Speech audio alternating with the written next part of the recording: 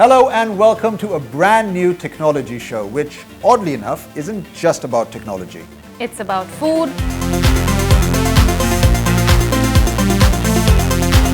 It's about science.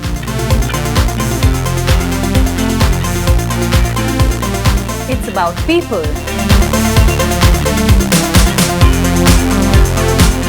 It's about art, culture, and so much more. Hi, I'm Sahil. And I'm Sejal. And this is Check It Out.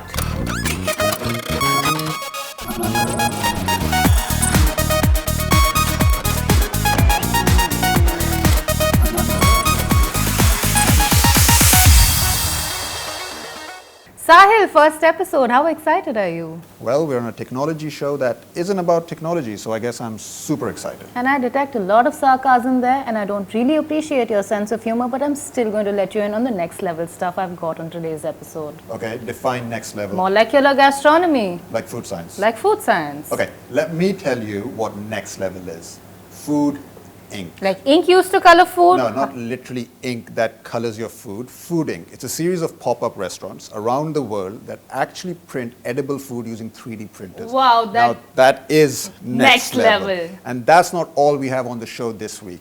Guys, grab a bowl of popcorn because this episode is going to make you very, very hungry. Coming up on the show, mouth-watering food and all the tech that goes with it. People that are making food science a reality. The future of dining with 3D food printers. And we check out an app that makes finding your favorite dishes a whole lot of fun. All this and much more only on Check It Out. So Sahil, you're a foodie. Yes, I am. And so am I. I know. So tell me, how would you like your food to rather be served? Traditional or modern? Modern. How modern? Pretty modern. So, if I were to serve you traditional Indian food, but in a modern way, Okay. what would you expect out of that? I don't know, but I have a funny feeling you're going to tell me anyway, so you might as well go on. I will. So, it's molecular gastronomy. Okay. Science makes the impossible possible. Take this. Foam. Don't like it. Never liked foam. Tomato chutney? Maybe. So, foam that looks like foam, but tastes like traditional tomato chutney. Okay. I'm liking this. Go on. So how does one do that?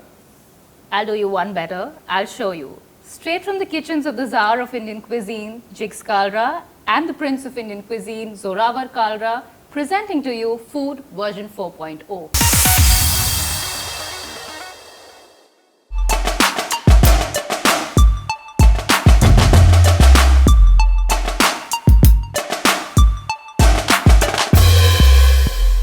Masala Library at Janpat, New Delhi to first find out what the hell molecular gastronomy is and then get a whiff of the fun stuff you can do with it.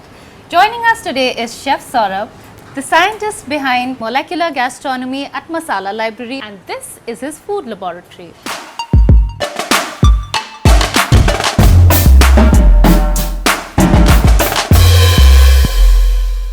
Chef, for a better understanding, what is this alien term molecular gastronomy?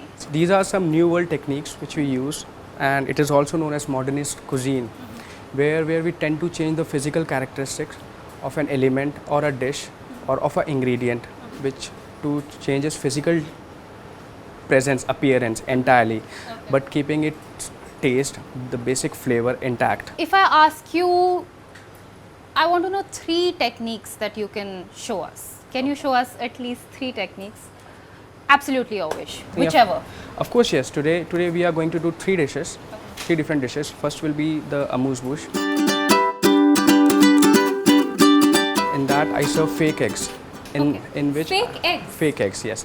It looks like an egg with a albumin around the yolk part with white albumin or the egg white around it, but it is a spherification of mango puree surrounded by. So it looks like egg and tastes like mango. Mango and tender coconut. And tender coconut. It looks like egg and tastes like mango and tender coconut. Yeah. This is the mango puree. I just fresh mango puree. Okay. And it is mixed with some yogurt. Okay. To increase its calcium content, as well as some calcium lactate is added. So in this spherification is a reaction between sodium alginate, algin in that case. This is the sodium alginate bath which I prepared.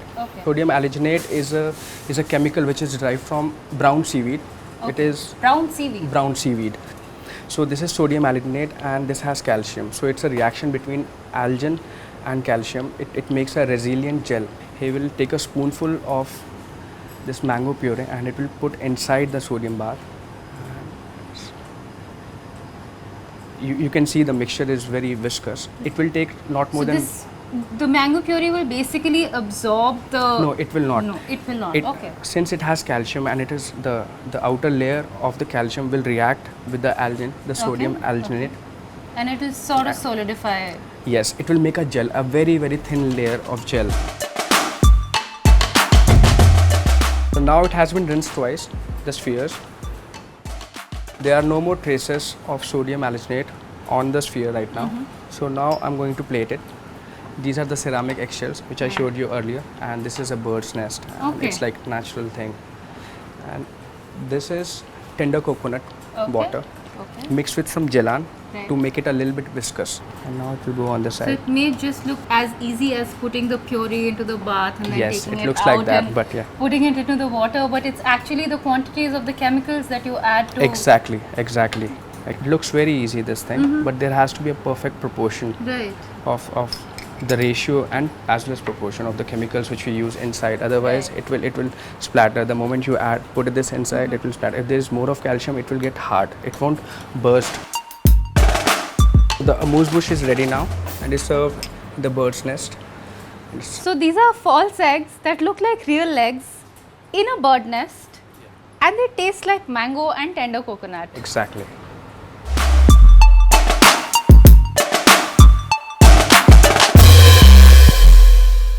So Dildeep, we were just talking to Chef Saurabh about molecular gastronomy. He was explaining to us the techniques, and he created false eggs which taste like mango and tender coconut. Tell us more about your vision behind bringing molecular gastronomy to Indian cuisine in the country. So this goes back 10 years, we go back 10 years down the lane. Me and my husband were in Spain and we went to El Bulli, that was the world's #1 restaurant. Ferran Adria is considered the father of molecular gastronomy. Our trip to Spain, actually that changed my husband's mindset about opening new restaurants. But 10 years ago, India was not ready for anything molecular. The world had not seen too much of molecular.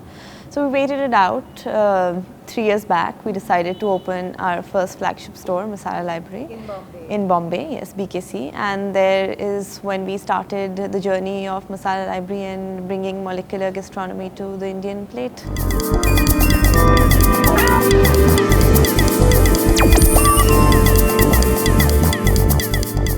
This is chicken tikka. Where is the chicken tikka? It is smoked with some charcoal, some hickory woods. So you can see chicken tikka in two different forms here. One in the form of this crisp, which looks like a papad, and another in the form of the pate, which is right underneath that. And it's served with the traditional or staple accompaniment, which is like mint chutney. So the techniques that you've used in this? See, I use dehydration. First the chicken tikka was half done inside the tandoor to give it a little bit more of the smoky characteristics which it has, and then it is blended in Thermomix with emulsifier. I use some egg white also in this to get a very, very fine paste. Then it was spread over a sheet. It was put inside the dehydrator for at least 8 hours at around 60 degrees Celsius. Then it was flipped, turned over, then again for 4 hours. Then I got this crisp.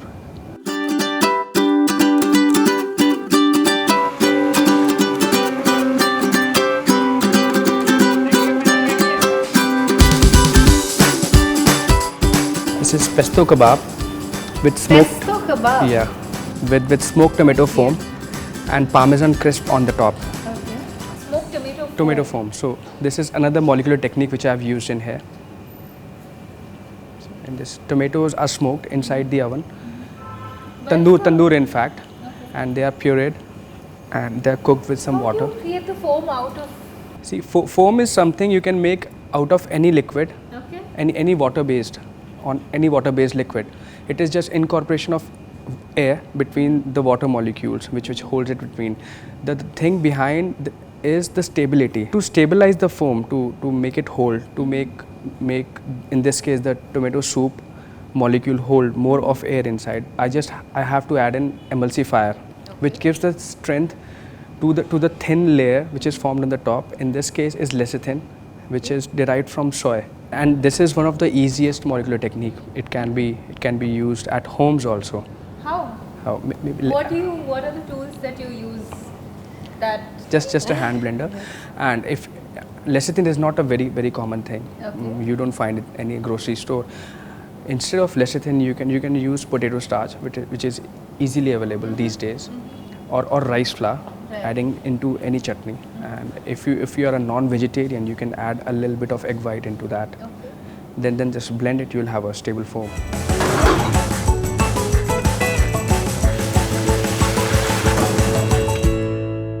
Sahil, see all the hard work I've been doing. What have you been doing? Hard work. You've been having a great time in Masala Library eating all sorts of food. I'm the one who's been working hard around here. That I have, but tell me, how have you been working hard? I've been trying to find my favorite dishes. It's called Google. Just search in there. Oh, thank you. I didn't know Google existed. It's not like I'm hosting a technology show or anything. But here's the thing.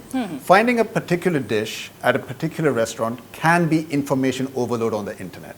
It can be, and I kind of agree with you. So what's your solution? Food Talk. Like the Facebook community page? Yes, and now it's also an app. And I got a chance to sit down with the founders to talk about their food-based startup and also what the future holds for them. Here then is that interview. Now, what do you get when you combine your love for food with technology and social interaction? Well, apparently what you get is the perfect recipe for a startup called Food Talk. And today I'm joined by the founders, Suchir Suri and Anjali Batra. Guys, welcome on the show. Hi, Sahil. Hi, how are you doing? Very well. Okay, so let's start with something basic. What inspires Food Talk?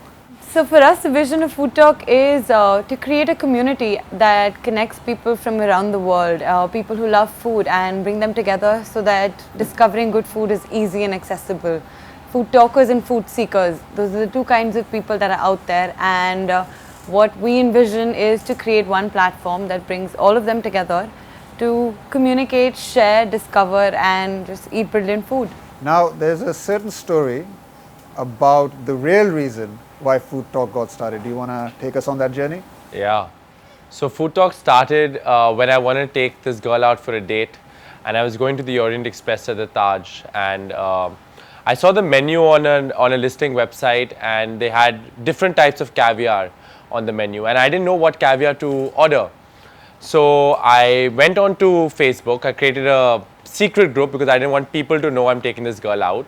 I uploaded the menu over there. I added 50 of my food-loving foodie friends, and I asked them that, hey guys, I'm taking this girl out for dinner, and tell me what caviar to order and what champagne to be pairing it with. Within 3 seconds, I got real-time recommendations, and we had a fantastic dinner. I came back home, and I invited my entire friend list of 3,000 people onto Food Talk.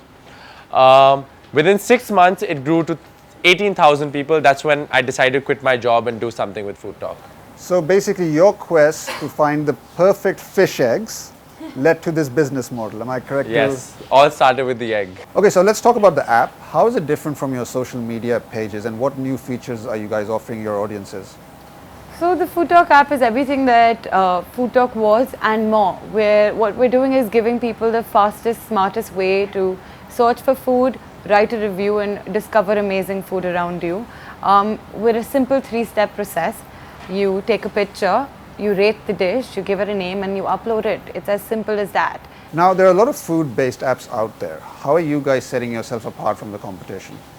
So there are a lot of food products, as you said, and a lot of them are solving different purposes. But I think what we think our niche really is that number one, we're a social product. People have been using Food Talk. It's not a product that they're now adapting to. We're giving them a new way and a faster way to use it. So we've already got a very amazing social element. We've got people and people coming together and helping each other. It's quick, it's easy. We're very visual in our approach. So we give you food just the way it should be, beautiful, and you have one look at it, and that's what makes you make that decision. And that's just the core features of it. The things that we're doing, the way we're innovating this product and the way we're sort of going forward with it is in every way we are very crowdsourced. We're just creating a platform that brings the people in together. So we are a visual guide to good food, and we are the pioneers in the market to introduce a dish level rating and reviewing. So we're not just about restaurants, we're about what the really good food is at a restaurant. So what's the response been to the app? We've been in the market very, very recently right now. It's been about a bit of a month, a little over a month. And we've been getting some amazing response from the people that are on the product, and in fact not just Delhi, it's also been people from other cities, a lot of smaller cities as well, and it's amazing to see that we're already getting people from Bhopal onto our app, and they're using it. So from place like Bhopal, we're getting posts from Thailand, so it's a very global product and it's a very easily scalable technology. Available both on Google Play and Android and iOS. of course, wide, and we're actually also available on the web. Okay, so any advice for struggling tech startups out there? I think one of the most important things for a technology-based product is your team. Never outsource. Make sure you hire smart, because that's the core of your product. Your team is what brings your vision alive. And secondly, don't ever let anyone second guess your vision. Follow your dream to the fullest, because if you've seen it, it can happen. Okay guys, that was some really good advice. Thank you so much for talking to us. And on that note, we're going to take a very quick break, but don't go anywhere, because when we come back, there's a lot more technology action on the other side.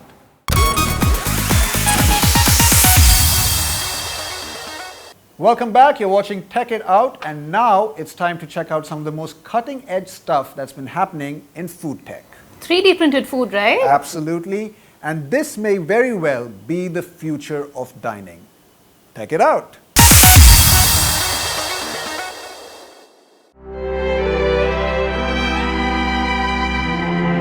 Imagine a restaurant where all the food you eat, the cutlery you eat with, and the chairs you sit on are printed.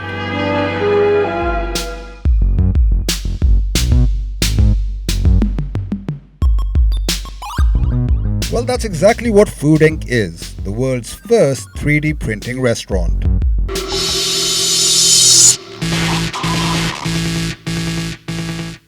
Self-described as a conceptual pop-up dinner series where fine cuisine meets art, philosophy, and tomorrow's technologies. This exceptionally unique experience uses 3D printing to make the food. From the dishes to the dishes upon which they sit, you're eating at the throne of technology. But just how is food made using a 3D printer? As it turns out, there's a contraption called the Biflow, which allows chefs to use various food pastes to create aesthetically spectacular dishes. And that's not all. To add to the futuristic dining experience, guests are also able to use virtual reality headsets while enjoying their delicious grub. Food Inc. has already success launched in London and Venlo. The team now has its eyes and heart set on a breathtaking array of venues as part of its late 2016 world tour.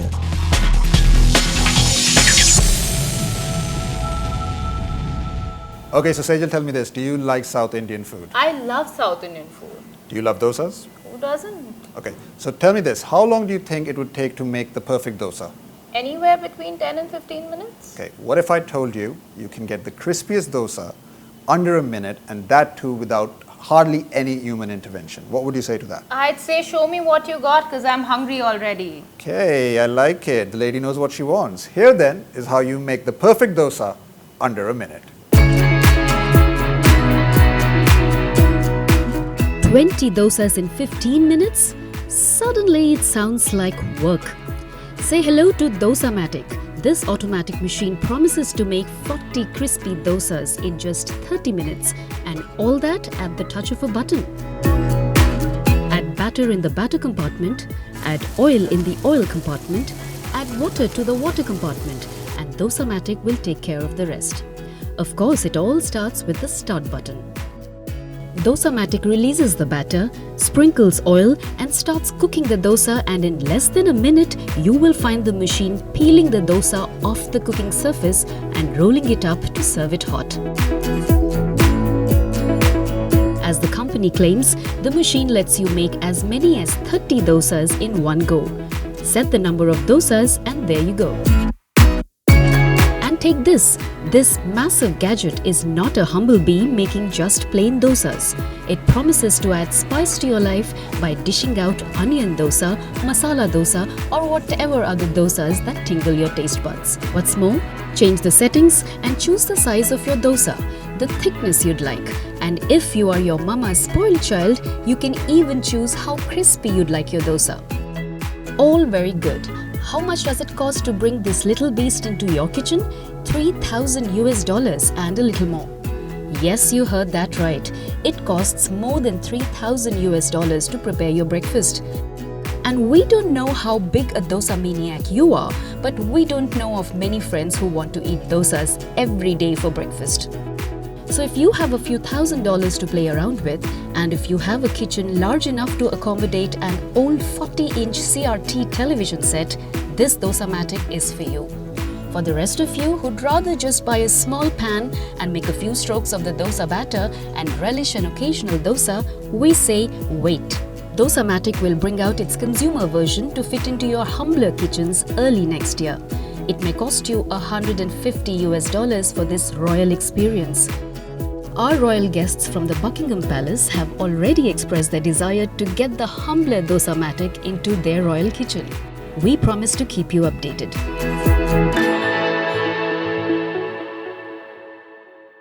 Okay, that's all the time we have on this episode of Tech It Out. If you have any comments or suggestions, reach out to us on Facebook, Twitter and Instagram. Hope you enjoyed our first episode. Many more to come. See you next week. See you. Listen, this is the most horrible drink I've ever had. I'm going to swap it with yours. I've been sipping it throughout the... I want my drink back. I want Coke. Let me try it out at least. It's much better. Actually, no, it's not. Okay, back. Cheers, by the way. First episode. Roll! Do you love South Indian? Clap karo. I'm not producing this.